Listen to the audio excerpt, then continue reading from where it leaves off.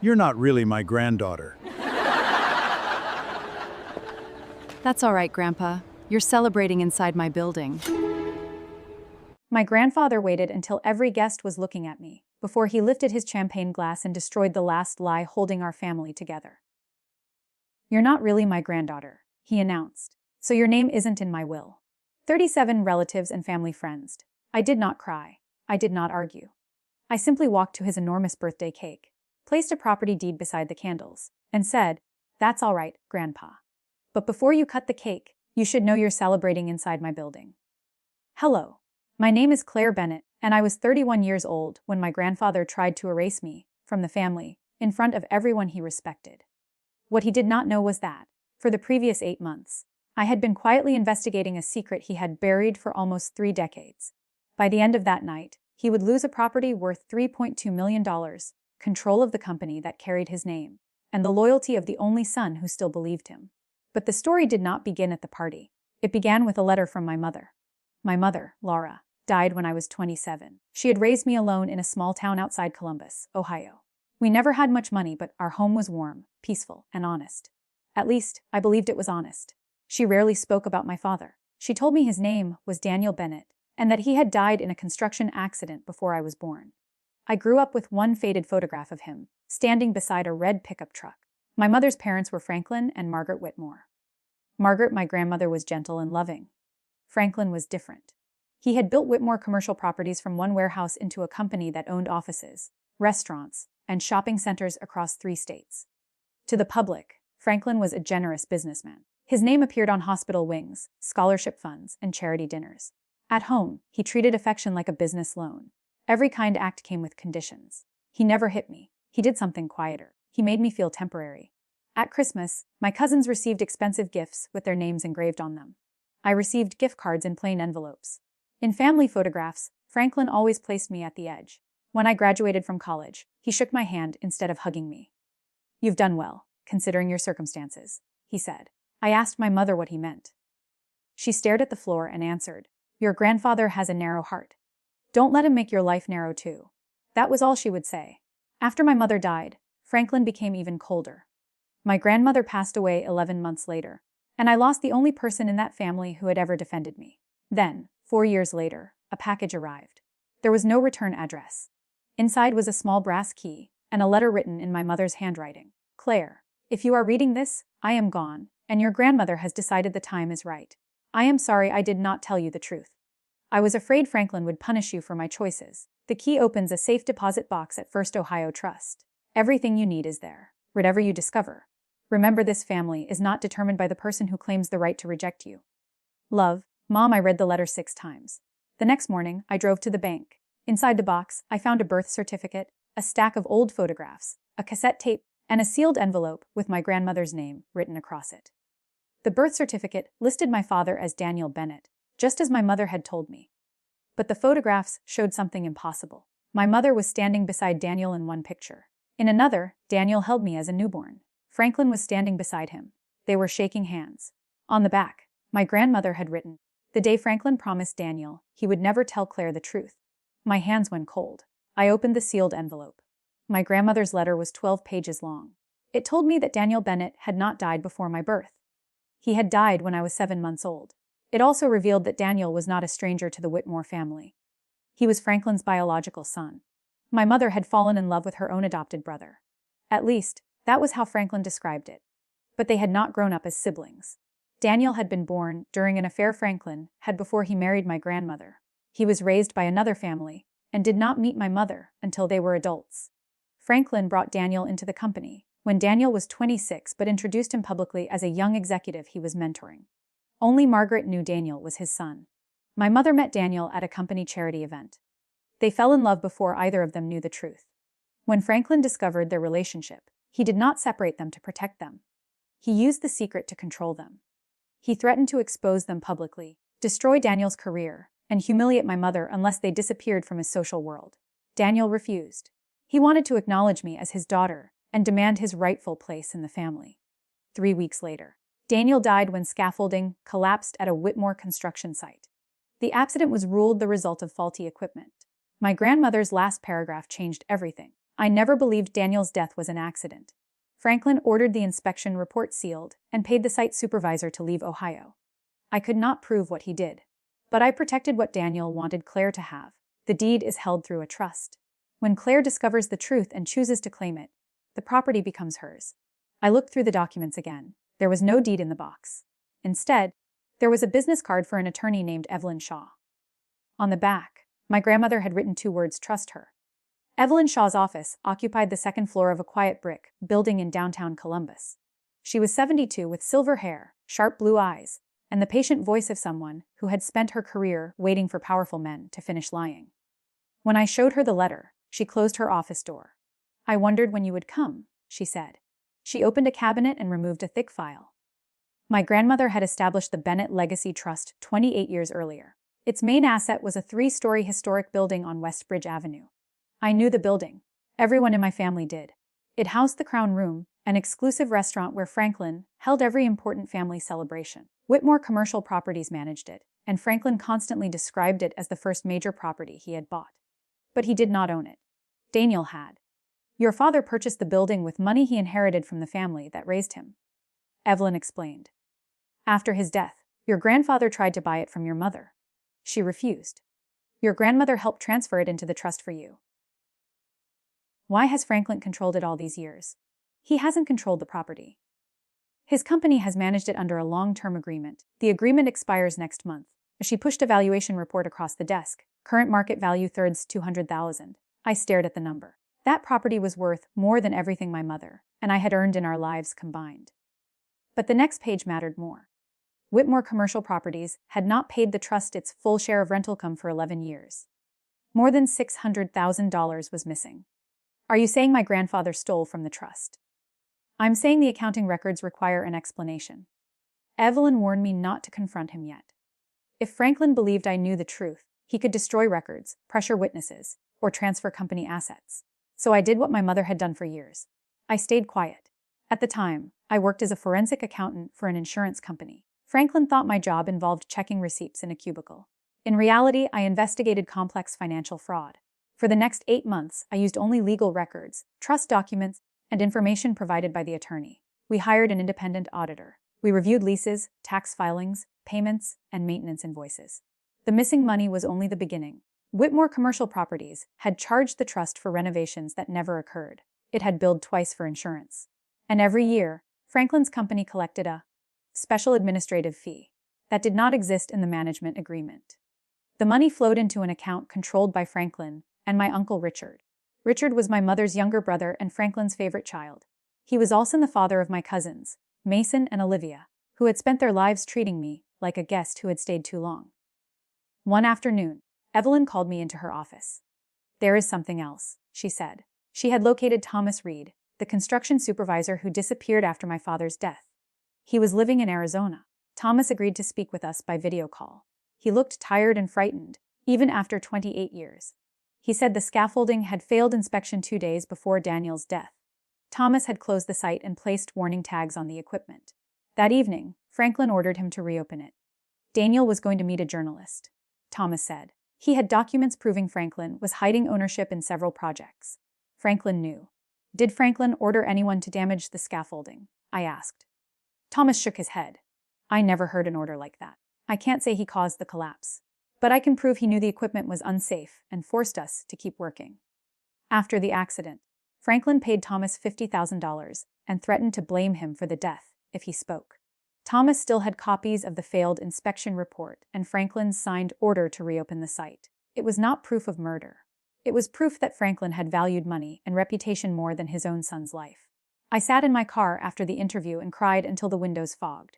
For years, I had wondered why my mother always became quiet around construction sites, why she refused to enter the Crown Room, why she looked frightened whenever Franklin raised his voice. Now I understood. She had not been weak. She had been carrying a truth designed to crush everyone she loved. 2 weeks before Franklin's 80th birthday, a formal invitation arrived. The mo itimar familiarakias th honor ofu or presidency. The party would be held at the Crown Room. Of course it would. My cousin Olivia called me that evening. "Grandpa wants the whole family there," she said. "Even you." How generous. She ignored the sarcasm. His making an important announcement about the company and his estate. You should prepare yourself. For what? She lowered her voice as if sharing a kindness. There have always been questions about where you belong. I don't want you to be embarrassed. I thanked her for the warning. Then I called Evelyn. He plans to humiliate me at the party, I said. Then perhaps the party is where the management agreement should formally end. We prepared 3 documents. The first was the deed proving I controlled the property through the trust. The second was a notice terminating Whitmore Commercial Properties as manager. The third was a demand for a full repayment of the missing funds. But I still had one question. Why would Franklin publicly announce that I was not his granddaughter? Why expose a secret he had protected for decades? The answer came from Uncle Richard. He visited me 3 days before the party. He had never come to my apartment before. He stood in the hallway wearing an expensive gray suit, twisting his wedding ring around his finger. Your grandfather wants you to sign something, he said. He handed me a family settlement agreement. In exchange for $50,000, I would give up any claim against the Whitmore estate, company, or trusts. Why would I have a claim if I'm not family? I asked. Richard's face changed. It was only a flicker, but I saw fear. Who told you that? Olivia said there were questions. He relaxed slightly. Your mother made choices. Your grandfather has been more generous than required. Did you know Daniel Bennett? Richard stopped breathing for a second. Then he placed the agreement on my table. Sign before the party. If you don't, Franklin will tell everyone the truth. What truth? That you are not one of us. He left without answering, but his fear confirmed what I suspected. Franklin was not planning a spontaneous insult. The humiliation was pressure. He thought that if he rejected me publicly, I would accept the settlement and disappear before I discovered what I owned. He was 3 days too late. The Crown Room glittered that Saturday night. Crystal chandeliers hung above white linen tables. A jazz trio played near the windows. Servers carried champagne through a crowd of politicians, business partners, relatives, and old family friends. At the center of the room stood Franklin's birthday cake. It was 4 tiers high, decorated with gold leaves and a sugar version of the Whitmore Company logo. My family had built a monument to a man who believed everything in sight belonged to him. I arrived in a simple dark blue dress, carrying a leather document case. Olivia looked at the case. Did you bring Grandpa a resume? She asked. Mason laughed. Maybe she wants a promotion from receipt checker. I smiled. Something like that. A Franklin stood near the fireplace accepting congratulations. At 80, he was still tall and commanding. He wore a black tuxedo, and the gold watch my grandmother had given him on their 40th anniversary. When he saw me, his smile disappeared. You came, he said. You invited me. His eyes dropped to the document case. Did Richard speak to you? He did. And I decided to hear your announcement first. His jaw tightened. Be careful tonight, Claire. Pride makes people reject generous offers. So does experience. Before he could respond, Uncle Richard approached and whispered in his ear. Franklin looked toward the entrance. Evelyn Shaw had just walked into the room. She wore a black suit and carried a matching folder. For the first time in my life, I saw my grandfather look afraid of someone. He recovered quickly. Why is that woman here? He asked. She's my guest. This is a private family event. Then you should decide whether I'm family before asking me to leave. His face turned red. The dinner began. I sat at a table near the back with Evelyn. Franklin placed every recognized grild at the main table. There were engraved silver boxes beside their plates. Mine was the only seat without one. After dessert, Richard approached the microphone. He praised Franklin as a visionary, a father, and the foundation of the Whitmore legacy. Then Franklin took the microphone. He announced that Mason would become chief operating officer. Olivia would receive the family lake house. Richard would take control of the company after Franklin's retirement. The guests applauded after each announcement. Then Franklin looked directly at me.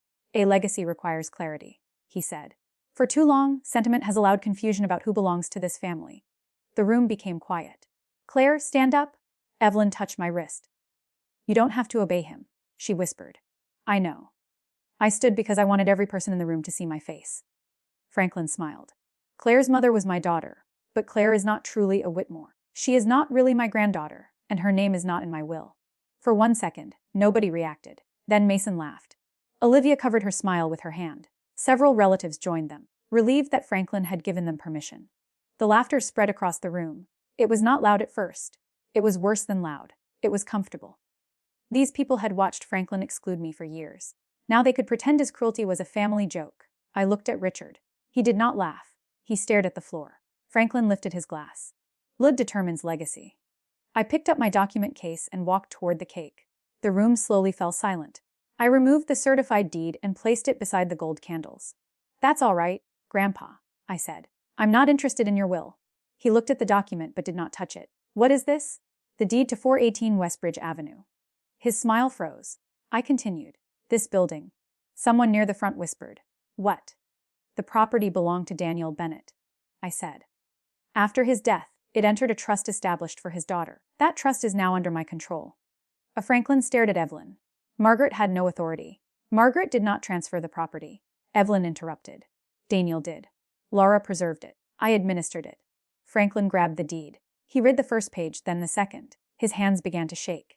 Mason stepped forward. Grandpa, tell her she's lying. Franklin said nothing. I removed the termination notice. At midnight, Whitmore Commercial Properties will no longer manage this building. The Crown Room's owners have already signed a new lease directly with my trust. Richard pushed back his chair.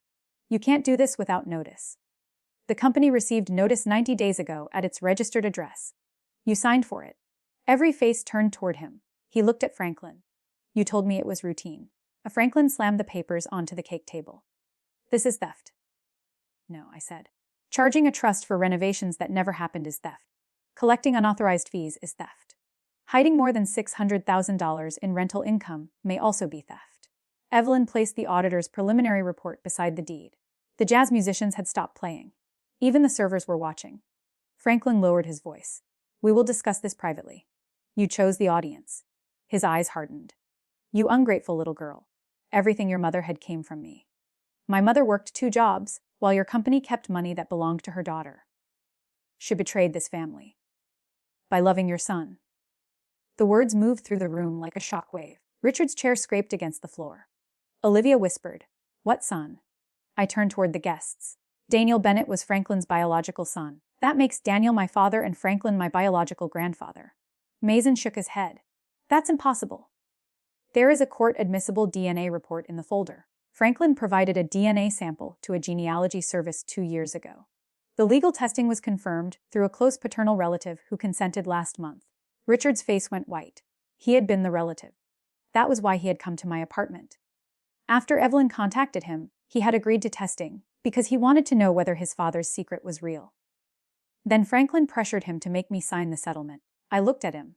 Tell them. Richard stood slowly. The results are real. Franklin turned on him.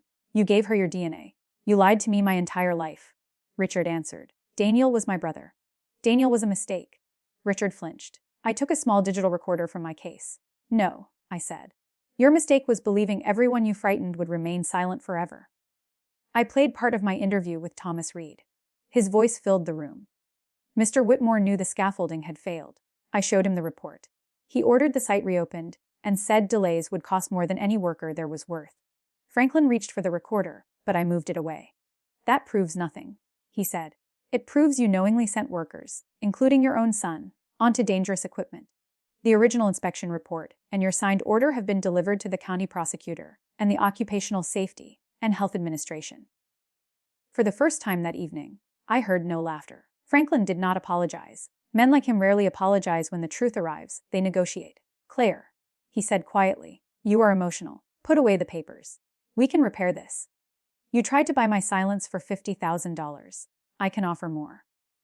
How much is a granddaughter worth now that she owns the floor under your feet? His eyes moved around the room. Business partners were checking their phones. A city councilman slipped out through a side door. 2 board members of Whitmore Commercial Properties stood near the entrance, whispering to each other. Franklin finally understood the real cost of public humiliation. He had gathered every witness himself. Richard walked to the main table and removed the silver box from Mason's place. The succession announcement is suspended, he said. Franklin stared at him. You don't have the authority. The board does. There will be an emergency meeting Monday morning. I control the board. Not if the directors stepped forward. Not if the audit shows fraud, Franklin. The room erupted in nervous conversation. Olivia approached me with tears in her eyes. For one foolish second, I thought she might apologize. Instead, she said, What happens to the lake house? I almost laughed. That question told me everything. You should ask the man who promised it to you. A Mason was angrier. You planned this? He accused. You came here to ruin Grandpa. No, I came prepared for him to ruin himself. Franklin picked up the deed and tore it in half. A few guests gasped. Evelyn calmly removed another certified copy from her folder. "The county keeps the original," she said, but that was dramatic. Franklin looked suddenly smaller. He walked to the table, took off his gold watch, and set it beside his untouched glass. "Everyone leave," he said. No one moved, so I gave the final instruction. "The Crown Room staff will close in 15 minutes. Tonight's bill has been charged to Whitmore Commercial Properties, as contracted. After midnight, no family or company event may be held here without the trust's written approval." Mason laughed bitterly. "You're throwing us out." I looked at the cake, the flowers, and the gold company logo. "I'm asking people who laughed when I was told I did not belong to leave my property." That time, nobody questioned whether I had the right. The investigation lasted 14 months. The prosecutor did not charge Franklin with causing my father's death. There was not enough evidence to prove the scaffolding collapse had been intentional. But the signed reopening order, the concealed safety report, and Thomas Reed's testimony led to charges involving obstruction, falsified records, and reckless workplace violations. The financial audit created even greater damage. Whitmore Commercial Properties repaid the Bennett Legacy Trust $684,000, plus interest and legal expenses.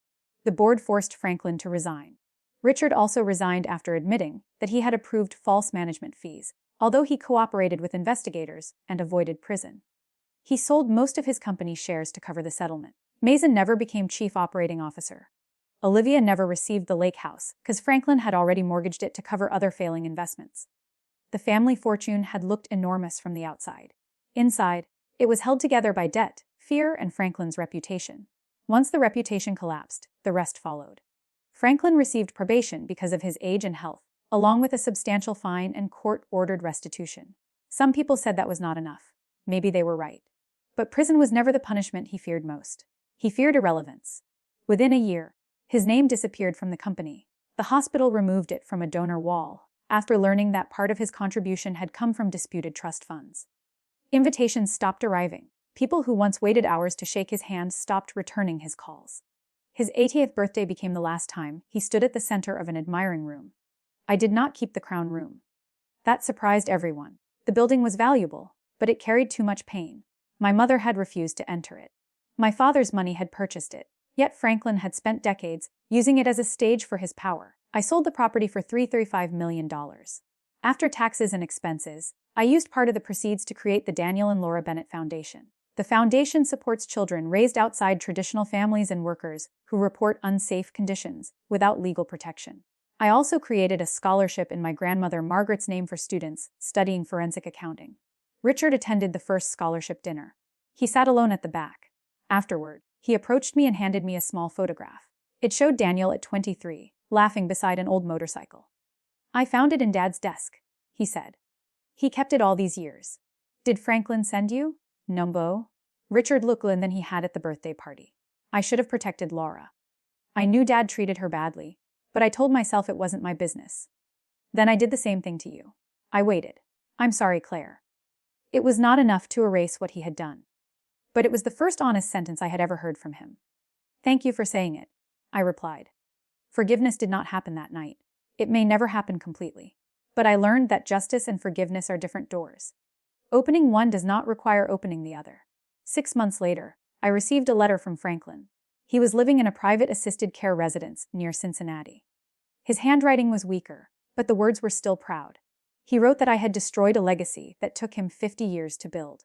He said Daniel had been reckless, my mother had been disloyal, and my grandmother had betrayed him. At the end, he added one final sentence: "Despite everything, you have proven that you are a Whitmore." I sat with that sentence for a long time. Then I wrote back. I told him he was wrong. I was not strong because I was a Whitmore. I was strong because Laura taught me kindness without submission. Because Daniel tried to tell the truth even when it was dangerous. Because Margaret protected my future when she could not protect my past. I was a Bennett, and that name was enough. Franklin died the following spring. I did not attend the reading of his will. Richard later told me Franklin had left me $1. Maybe he imagined the gesture would hurt me.